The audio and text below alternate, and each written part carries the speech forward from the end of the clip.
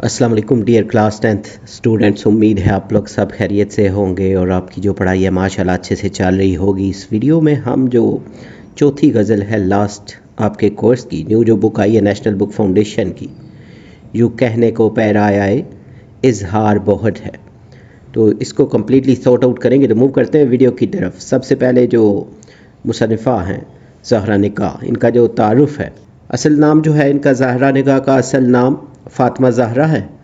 फ़ातिमा ज़हरा इनका पैदाइशी नाम था और इनकी जो पैदाइश है वो 1936 में पैदा हुई और हैदराबाद दक्कन में ना। उसके बाद इनका जो घराना है, इनका ताल्लुक़ जो है एक तालीम याफ्ता और अदबी घराने से था। इनके वालिद कमर मकसूद एक नामवर शख्सियत थे। इनके जो बहन भाई हैं वो भी मारूफ़ हैं। उनमें से सिर्फ दो का जिक्र यहाँ तारुफ़ में है कि मशहूर ड्रामा निगार फ़ातिमा सुरैया बजिया इनकी बहन और अनवर मकसूद जो हैं वो इनके भाई हैं। तो ये सब बहन भाई जो हैं फ़नून लतीफ़ा से वाबस्ता रहे। उसके बाद पाकिस्तान हिजरत क़याम पाकिस्तान के बाद इनका ख़ानदान कराची मुंतकिल हो गया। उन्होंने कराची में तालीम मुकम्मल की। अदबी ज़ौक़ जो है इनका ज़हरा निगाह को शेर व सुकन का ज़ौक़ वरासत में मिला और अदब से लगाव बचपन से ही था। पहला कलाम जो है उन्होंने 11 साल की उम्र में नज़्म गुड़िया की शादी लिखी। ये नज़्म बच्चों के जज्बात की तर्जुमानी थी। जिगर मुराद आबादी से ताल्लुक़ जो था उनका, उन्होंने इब्तदाई कलाम जो था जिगर मुराद आबादी को दिखाया। उन्होंने इनके ज़ौक़ को सराहा ना, लेकिन उन्होंने इस्लाह करने से ना इनकार किया था, इनके कलाम की इस्लाह करने से। फिर जो शेरी मौज़ूआत हैं उनकी शायरी में रोमांस, समाजी मसाइल और रूहानियत शामिल है। ज़ुबान सादा मगर जज्बे गहरे होते हैं। शायरी की सिन्फ़ जो है उन्होंने ज़्यादातर गज़ल, नज़म और आज़ाद नज़म में न तबाह आज़माई की। इनके यहाँ ख़वातीन के जज्बात की अक्कासी नुमायाँ है।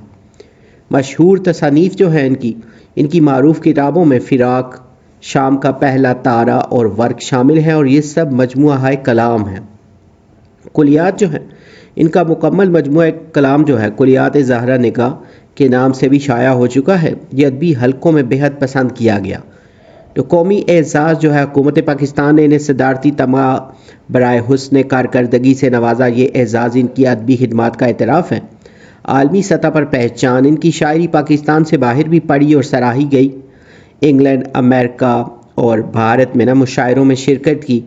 अदबी खिदमात जो हैं ज़हरा निगाह सिर्फ शायरा नहीं बल्कि एक मुमताज़ नुकाद, अदबी शख्सियत और ख़वातीन की नुमाइंदा आवाज़ भी हैं।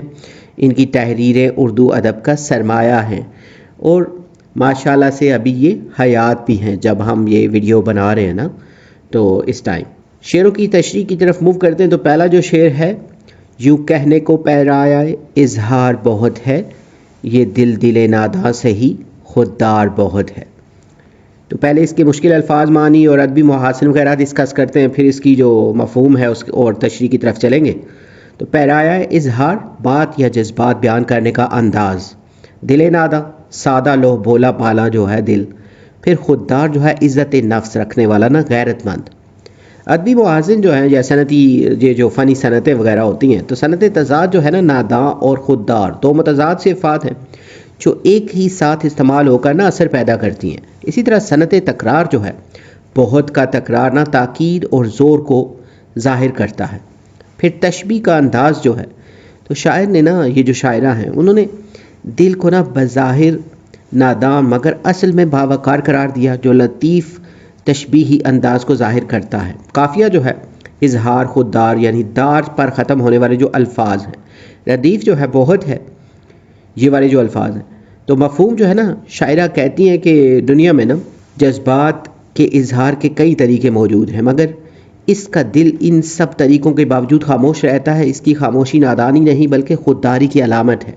इसकी जो तशरीह है इस शेर में, शायर अपने दिल की कैफियत, शायरा है ये, तो इनकी कैफियत और अंदाज़े गुफ्तगू को बयान करता है ना। तो वो कहता है कि दुनिया में एहसासात को बयान करने के कई अंदाज़ मौजूद हैं, जैसे आँखों से अल्फाज, फिर अल्फाज से खामोशी या अरकात से, मगर इनका दिल जो नादान कहलाता है किसी भी अंदाज से अपने जज्बात ज़ाहिर नहीं करता, बल्कि क्योंकि अगरचे वो सादा है मगर इसमें एक अजीम खूबी है, खुददारी। तो ये दिल अपने दर्द को छुपा कर रखता है, दूसरों के सामने खुद को बेबस ज़ाहिर नहीं करता, ना शिकवा करता है ना फरियाद। तो اس کی خاموشی جو ہے دراصل وقار کی علامت ہے، وہ تکلف میں بھی خود کو مضبوط ظاہر کرتا ہے جو اصل دانائی ہے۔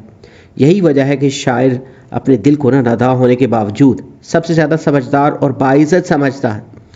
تو حوالے کا شعر جو اس کی تشریح میں استعمال کر سکتے ہیں: کبھی لبوں پہ آئی نہیں مگر تھی دل کے پاس، یہ خاموشی بھی ایک انداز گفتگو نکلا۔ تو شعر بھی اس بات کو واضح کرتا ہے کہ بعض اوقات خاموشی الفاظ سے زیادہ اثر رکھتی ہے۔ دل کی خودداری بھی اس کے سکون اور وقار کی اصل وجہ ہے۔ نیکسٹ جو شعر ہے: دیوانوں کو اب وسعت صحرا نہیں درکار، وحشت کے لیے سایہ دیوار بہت ہے۔ تو اس شعر کے جو مشکل الفاظ ہیں دیوانے جذبات میں شدید مبتلا افراد، یعنی درد و عشق میں پاگل جو ہوتے ہیں۔ پھر وسعت صحرا، وسیع و عریض ویران میدان جیسے تنہائی کا بڑا منظر ہوتا ہے۔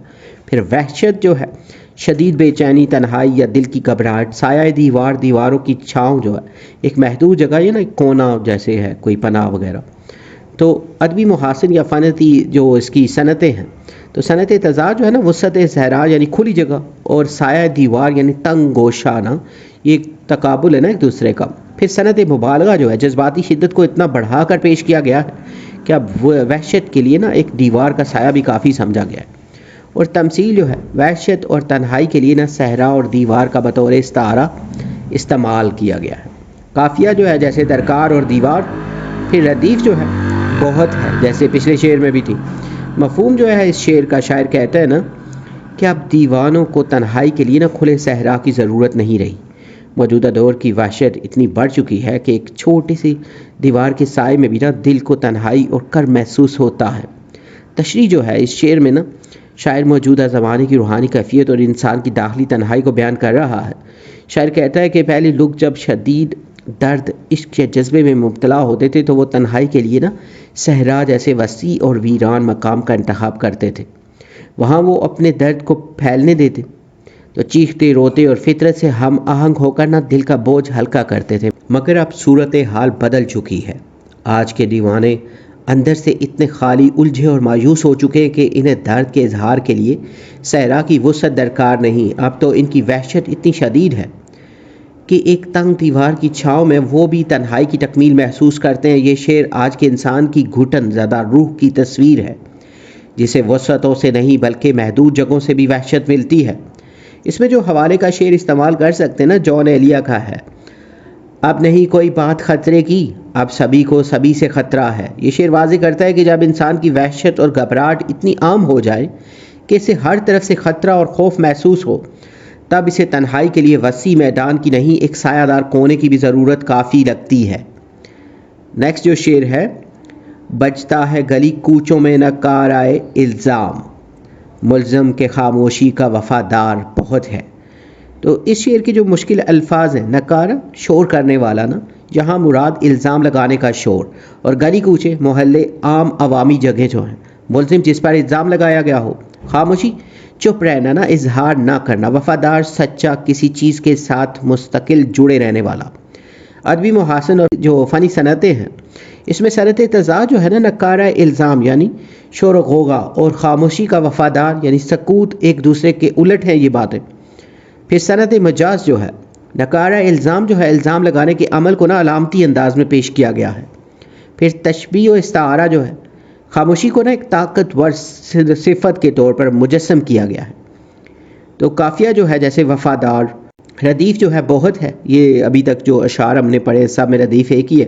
مفہوم جو ہے، شاعر کہتا ہے کہ معاشرے میں الزام کی آوازیں ہر طرف گونج رہی ہیں، لیکن جس پر الزام ہے وہ خاموشی کے ساتھ کھڑا ہے، وہ شخص احتجاج نہیں کرتا کیونکہ وہ خاموشی کو اپنا دفاع بنا چکا ہے۔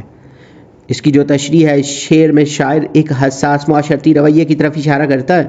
وہ کہتا ہے کہ آج کل گلی کوچوں میں الزام تراشی عام ہو چکی ہے، لوگ شور مچا کر کسی پر الزام لگانے میں دیر نہیں کرتے، ہر طرف نکارے کی طرح آوازیں سنائی دیتی ہیں، ہر کوئی کسی کو مجرم ٹھہرا رہا ہوتا ہے۔ لیکن اب ان سب آوازوں کے بیچ ایک ایسا شخص بھی ہوتا ہے جس پر الزام ہے مگر وہ بولتا نہیں، احتجاج نہیں کرتا، وضاحت نہیں دیتا، وہ خاموشی کو اپنا سچ مان چکا ہے۔ شاعر اسے خاموشی کا وفادار کہتا ہے، یعنی وہ شخص جو خاموشی کو اپنا نظریہ، اپنا رد عمل اور اپنا دفاع بنا چکا ہے۔ یہ خاموشی کمزوری نہیں بلکہ وقار اور ضبط کا اظہار ہے، ایسے وقت میں جب معاشرہ شور و غوغا میں گم ہو، ایک فرد کی خاموشی اس کی بلند نظری اور حوصلے کی علامت بن جاتی ہے۔ وہ جانتا ہے کہ شور میں دلیل دب جاتی ہے، اس لیے وہ خاموش رہ کر عزت نفس کا محافظ بن جاتا ہے۔ یہاں پہ جو آپ حوالے کا شعر استعمال کر سکتے ہیں، یہ مجھے چین کیوں نہیں پڑتا، ایک ہی شخص تھا جہاں میں کیا، یہ شعر بھی اسی احساس کو ظاہر کرتا ہے کہ شور، الزام اور تنہائی کے درمیان خاموشی ہی انسان کی سب سے گہری آواز بن جاتی ہے، جسے دنیا سن نہیں سکتی مگر وہ سب پر غالب آتی ہے۔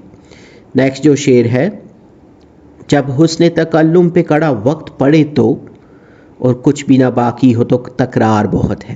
تو مشکل الفاظ جو ہیں اس شعر کے، حسن تکلم جو ہے گفتگو کا حسن، بات کرنے کا خوبصورت انداز، کڑا وقت، مشکل، سخت یا آزمائشی وقت جو ہے، پھر باقی یعنی بچا ہوا، موجود، تکرار بہت یعنی بار بار بات دہرانا، مسلسل گفتگو۔ ادبی محاسن، فنی صنعتیں جو ہیں، صنعت تضاد جو ہے حسن تکلم، خوش گفتاری اور کڑا جو ہے نا وقت یعنی مشکل حالت، دو متضاد کیفیات ہیں یہ۔ اور صنعت مبالغہ جو ہے تکرار بہت، بار بار دہرانے کی شدت کو نا مبالغہ کے انداز میں نا پیش کیا گیا۔ تشبیہ جو ہے تکرار کو نا کسی ناتواں آواز یا بے اثر کوشش کے طور پر ظاہر کیا گیا ہے۔ قافیہ جو ہے تکرار ہے اور ردیف بہت ہے جو تمام اشعار میں چل رہی ہے۔ مفہوم جو ہے، شاعر کہتے ہیں نا کہ جب انسان پر ایسا وقت آ جائے کہ گفتگو کا حسن بھی بیکار ہو جائے تو بس وہی الفاظ بار بار دہرا دیے جاتے ہیں۔ تکرار دراصل بے بسی کی علامت بن جاتی ہے جو گفتار کی خوبی کو ختم کر دیتی ہے۔ تشریح جو ہے اس شعر میں شاعر اس وقت کا نقشہ کھینچتا ہے جب انسان کے پاس کہنے کو کچھ نہیں باقی رہتا اور وہ صرف پرانی باتوں کو دہرا کر اپنی کیفیت بیان کرتا ہے۔ حسن تکلم ایک ایسی خوبی ہے جو انسان کی شائستگی، وقار اور گفتگو کی خوبصورتی کو ظاہر کرتی ہے، لیکن جب وقت سخت ہو، حالات تنگ ہوں اور الفاظ بے اثر ہو جائیں تو پھر یہ خوبی بھی ماند پڑ جاتی ہے۔ تو ایسے میں انسان کے پاس نہ نیا خیال ہوتا ہے، نہ نیا جذبہ، نہ نئی بات، وہ صرف تکرار کرتا ہے، بار بار وہی بات دہراتا ہے۔ یہ تکرار اس کے دل کی بے بسی، جذبات کی شدت اور ذہنی الجھن کی گواہی ہوتی ہے۔ وہ شاید چاہتا ہے کہ لوگ اسے سنیں مگر اس کے الفاظ کی اہمیت ختم ہو چکی ہوتی ہے۔ تکرار اب اس کی فطرت، اس کا دفاع اور اس کی فریاد بن جاتی ہے۔ یہ شعر انسانی کمزوری اور جذباتی تھکن کی بہت گہری علامت ہے جب گفتگو صرف شور بن کر رہ جاتی ہے۔ تو حوالے کا شعر جو تشریح میں استعمال کر سکتے ہیں، ایک اور دریا کا سامنا تھا منیر مجھ کو، میں ایک دریا کے پار اترا تو میں نے دیکھا۔ تو یہ شعر بھی اسی کیفیت کی ترجمانی کرتا ہے کہ انسان مسلسل آزمائشوں سے گزرتا ہے، جب الفاظ کمزور پڑ جائیں تو محض تکرار اور تھکن باقی رہ جاتی ہے۔ نیکسٹ جو شعر ہے، خود آئینہ گر آئینہ چھوڑے تو نظر آئے، دہکا ہوا ہر شعلہ رخسار بہت ہے۔ تو اس کے جو مشکل الفاظ ہیں، آئینہ گر، آئینہ بنانے والا، یہاں مراد محبوب یا وہ جو اپنے حسن کا اظہار خود کرے۔ تو آئینہ چھوڑے یعنی اپنی خود نمائی سے پیچھے ہٹے، دہکا ہوا، جلتا ہوا، روشن، حرارت بھرا، شعلہ رخسار جو ہے چہرے کا جمال جو شعلے کی مانند چمکدار ہو۔ فنی محاسن جو ہے نا ادبی صنعتیں جو ہیں، تو صنعت تضاد جو ہے آئینہ گر اور آئینہ چھوڑے یعنی خود کو دکھانے اور خود کو چھپانے کا تضاد جو ہے۔ پھر صنعت تجسیم جو ہے شعلہ رخسار یعنی حسن کو شعلے کی صورت میں ظاہر کرنا، چہرے کو دہکتا ہوا نا دکھانا۔ اور استعارہ جو ہے آئینہ یہاں خود نمائی اور ظاہری حسن کی نا نمائندگی کرتا ہے۔ ردیف جو ہے بہت ہے اس میں۔ اور مفہوم جو ہے نا، جب محبوب اپنی خود نمائی کو ترک کرتا ہے تو اس کا اصل حسن اور کشش خود بخود ظاہر ہو جاتی ہے۔ اس کے چہرے کی روشنی اور جمال اتنے شدید ہوتے ہیں کہ کسی ظاہر آرائی کی ضرورت باقی نہیں رہتی۔ تشریح جو ہے اس شعر کی، شاعر اس شعر میں نا انسانی حسن یا جمال محبوب کی فطری طاقت کو اجاگر کرتا ہے۔ جب کوئی حسن رکھنے والا شخص اپنے حسن کی نمائش یعنی آئینہ گری چھوڑ دیتا ہے تو اس کی فطری کشش اور چہرے کا جمال از خود ظاہر ہو جاتا ہے۔ یہ دہکتے ہوئے شعلے جیسے گال اتنے نمایاں اور جاذب نظر ہوتے ہیں کہ کسی مصنوعی نمائش کی حاجت نہیں رہتی۔ تو اس شعر میں نا شاعر حسن کی سادگی، خلوص اور فطری چمک کو بیان کر رہا ہے۔ تو یہ بات خودی کے فلسفے سے بھی نا جڑی ہو سکتی ہے کہ انسان جب اپنی ذات کی پرواہ چھوڑ دے اور سادگی اختیار کرے تو اس کا اصل جوہر کھل کر سامنے آتا ہے۔ تو حوالے کا شعر جہاں پہ جو استعمال کر سکتے ہیں علامہ اقبال کا ہے، خودی کو کر بلند اتنا کہ ہر تقدیر سے پہلے خدا بندے سے خود پوچھے بتا تیری رضا کیا ہے۔ یہ شعر اس مفہوم کو مکمل کرتا ہے کہ جب انسان یا محبوب اپنی اندرونی حقیقت کو ظاہر کرے تو ظاہر و باطن دونوں جگمگا اٹھتے ہیں۔ نیکسٹ جو لاسٹ شعر ہے، منصف کے لیے اذن سماعت پہ ہیں پہرے اور عدل کی زنجیر میں جھنکار بہت ہے۔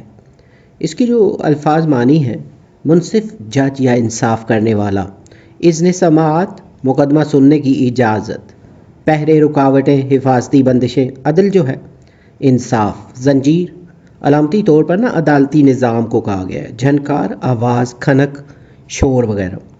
تو فنی محاسن اور ادبی صنعتیں جو ہیں استعارہ ہے، عدل کی زنجیر یعنی عدالتی نظام کو زنجیر سے تشبیہ دی گئی ہے۔ پھر تشبیہ جو ہے جھنکار، ظاہری عدالتی کارروائیوں کو آواز سے تشبیہ دی گئی ہے۔ پھر تضاد جو ہے عدل اور رکاوٹوں کا تضاد جو ہے طنز انصاف کے نظام پر گہرا طنز ہے۔ قافیہ اور ردیف جو ہے، قافیہ جھنکار اور ردیف بہت ہے جو تمام اشعار میں ایک جیسی ہی چل رہی ہے۔ اس کا جو مفہوم ہے، شاعرہ نے عدالتی نظام کی خامیوں پر تنقید کی ہے، انصاف تک رسائی محدود کر دی گئی ہے اور صرف دکھاوے کی کارروائی باقی رہ گئی ہے، حقیقی عدل کہیں کھو چکا ہے۔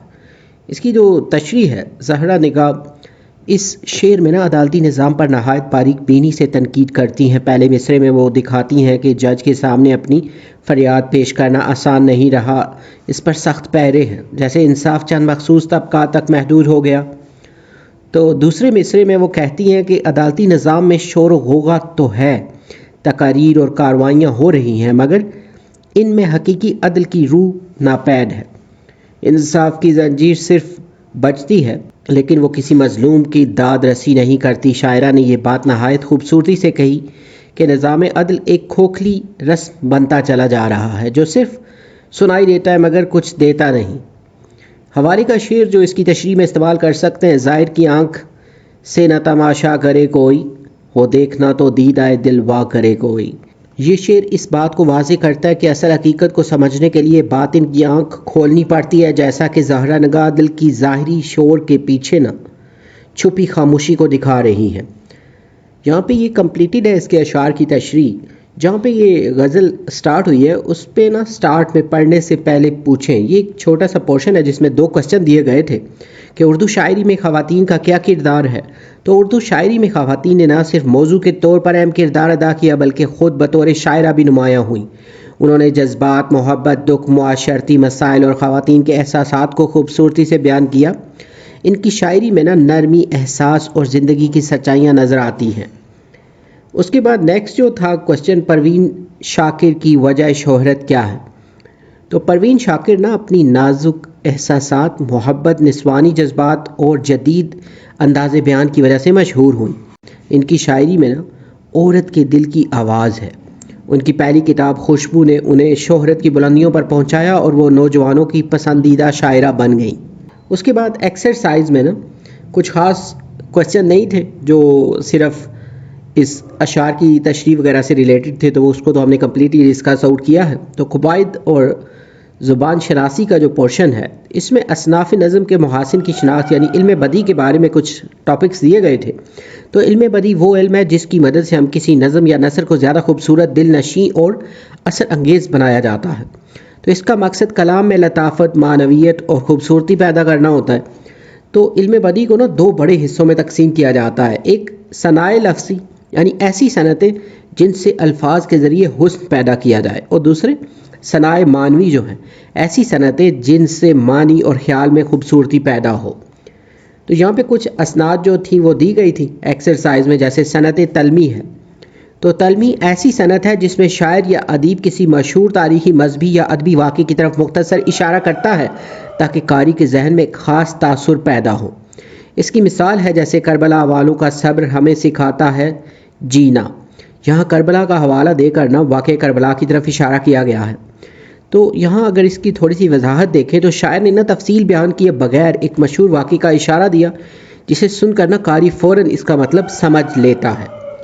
نیکسٹ میں جیسے صنعت تکرار ہے، تو ایسی صنعت جس میں کلام میں کسی لفظ یا جملے کو بار بار دہرایا جائے تاکہ بات میں زور پیدا ہو یا جذبات ابھریں۔ اس کی جو مثال ہے وہی درد، وہی رات، وہی تنہائی، وہی خاموشی، وہی کا بار بار استعمال جو ہے یہاں یہ صنعت تکرار ہے۔ اس کی مختصر وضاحت اگر دیکھیں تو یہ تکرار نظم کو ایک خاص ردھم اور جذباتی کیفیت دیتی ہے جس سے سامع متاثر ہوتا ہے، سننے والا جو ہے۔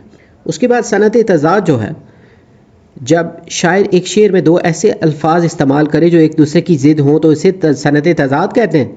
مثلا جیسے اندھیروں میں روشنی کی تلاش ہے، تو اندھیرا اور روشنی ایک دوسرے کی ضد ہیں، تو اس کی جو مختصر وضاحت ہے نا کہ ضد الفاظ کے ساتھ خیال میں گہرائی اور تضاد کی صورت میں خوبصورتی پیدا ہوتی ہے نا، جو قاری کو سوچنے پر مجبور کرتی ہے۔ لاسٹ میں ایک کوشچن ہے ایکسرسائز میں کہ درست تلفظ کی فہم کے لیے درج ذیل الفاظ پر اعراب لگائیں۔ یہ والا جو کوشچن ہے ایکسرسائز میں، تو اس میں پیرایہ اظہار ہے، تو یہاں اس کا تلفظ اور معنی بھی دیا گیا ہے۔ اسی طرح وسعت صحرا جو ہے، اس کا بھی تلفظ اور معنی بھی ساتھ دیا گیا ہے۔ نکارہ جو ہے، اس کا بھی تلفظ اور معنی بھی ساتھ دیا گیا ہے۔ تکلم جو ہے، اس کے بعد ملزم، اور آخر میں نا منصف۔ تو یہاں پہ یہ جو لیکچر ہے یہ کمپلیٹڈ ہے۔ امید ہے یہ ویڈیو، یہ لیکچر اور یہ جو نوٹس ہیں یہ آپ کی پریپریشن کے لیے ہیلپ فل ہوں گے۔ یہ ہمارا جو غزل کا حصہ ہے یہ کمپلیٹڈ ہے۔ اگر اس بک سے ریلیٹڈ مزید ویڈیوز یا نوٹس کی ضرورت ہو تو چینل پہ اس کی پلے لسٹ موجود ہے۔ اس کے علاوہ ویڈیو جو ہے اس کی ڈسکرپشن میں بھی پلے لسٹ کا لنک دیا گیا ہے۔ اگر آپ کو اس بک سے متعلق کوئی سوالات ہوں تو کمنٹ سیکشن میں آپ لوگ اس بارے میں جو ہے وہ سجیشنز وغیرہ بھی دے سکتے ہیں۔